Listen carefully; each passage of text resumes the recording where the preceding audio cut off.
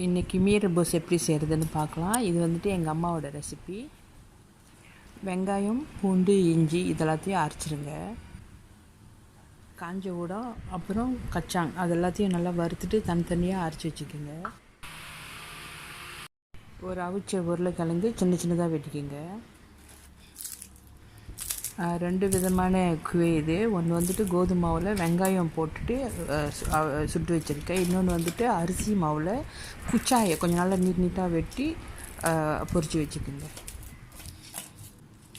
Okay, fish பால், fish cake, அப்புறம் தவ் இது எல்லாத்தையும் சின்னதாக வெட்டி பொரித்து வச்சுக்கோங்க. ஓகே, ஃபார் கார்னிஷிங் அவிச்ச முட்டை, பச்சை மிளகாய், லிமௌ நிப்பீஸ், அப்புறம் தீமோட் கொஞ்சம், மஞ்சள் மீ, அரைத்த மிளகாய், எண்ணெய் ஊற்றிட்டு அரைத்த வெங்காயம், பூண்டு, இஞ்சி போட்டு நல்லா வதக்கிடுங்க. ஓகே, அரைச்ச காஞ்ச ஊடானையும் இப்போ போட்டு நல்லா வதக்கிடுங்க. இப்போ மிளகாய் சாந்து போட்டுட்டு அதுக்கு வேண்டிய உப்பு போட்டுங்க. அதோடு சேர்த்து கொஞ்சம் மஞ்சளையும் போட்டுக்கோங்க.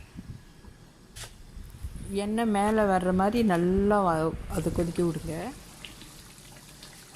ஆசாம் கப்பிங் போடுங்க. அதோடு சேர்ந்து அரைச்ச கச்சானையும் போட்டுருங்க. ஆசாம் கப்பிங் வந்துட்டு ஆப்ஷனல் தான். இப்போ அவிச்ச உருளைக்கிழங்க போட்டுட்டு கொஞ்சம் நேரம் வேக விடுங்க.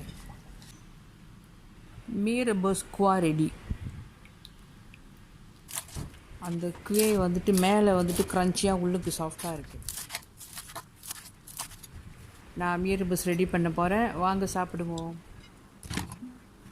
இது என் அம்மாவோட ரெசிபி. இது கண்டிப்பாக ட்ரை பண்ணுங்கள். என்னுடைய யூடியூப் சேனல் போயிட்டு லைக் பண்ணுங்கள், கமெண்ட் பண்ணுங்கள், கண்டிப்பாக சப்ஸ்கிரைப் பண்ணுங்கள். தேங்க்யூ.